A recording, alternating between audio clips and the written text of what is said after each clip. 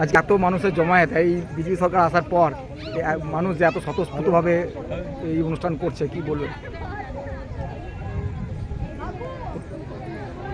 নমস্কার। আজকে আমরা এই কনিষ্কর মাঠে এই হিন্দু চক্র সবার তরফ থেকে আজকে যে আমাদের কার্যক্রম নেওয়া হয়েছে, যেখানে আমাদের ইসকনের মহাপ্রভু এসছেন। আজকে আমরা মনে করি যে আজকে আমাদের এই যে পশ্চিমবঙ্গে যে পরিবর্তনটা এসেছে, আমাদের রাজনৈতিক দলের সাথে সাথে এই সমস্ত হিন্দু সংগঠনগুলো একত্রিত হয়ে যে হারে অভ্যন্তরে থেকে আমাদের কাজটাকে এত সহজ করে দিয়েছে। শুধু আমাদের কাজ তো নয়, এটা আমাদের সকলের নিজস্ব কাজ। কারণ কি এবারে যে আমাদের লড়াই ছিল সেটা কোনো রকম আমাদের রাজনৈতিক লড়াই ছিলই না। সাধারণ মানুষও বুঝতে পেরে গেছিলো আমাদের পশ্চিমবঙ্গে যদি আমাদের হিন্দু সনাতনীদের যদি সম্মান রক্ষা করতে হয়, অস্তিত্ব রক্ষা করতে হয়, নারীদের যদি সুরক্ষা দিতে হয় এবং যুবক যুবকদের যদি ভবিষ্যৎকে যদি সুন্দর করে গুছিয়ে দিতে হয়, তার জন্য একটি সরকার, সেটা হচ্ছে ভারতীয় জনতা পার্টি সরকার। একমাত্র ভারতীয় জনতা পার্টি কিন্তু সরকার সবসময় রাষ্ট্রহিতে চিন্তাভাবনা করেই কিন্তু কার্যক্রম করে।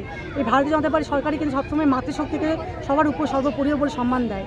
তো আমরা মনে করি এবং আমাদের সকল পশ্চিমবঙ্গে মনে করে যে আমাদের পরিবর্তনটা কতটা প্রয়োজন, তার জন্যই কিন্তু আজকে যখন পরিবর্তন হয়েছে, তার জন্য আজকে কিন্তু আমাদের এত সুন্দর কোনো একটা যে হিন্দু সংগঠনের মাধ্যমে যে আজকে এত সুন্দর একটা কার্যক্রম নেওয়া হয়েছে, শুধুমাত্র কিন্তু আজকে আমি মনে করি যে এই পরিবর্তনের জন্য, সাধারণ মানুষের প্রয়াসের জন্য।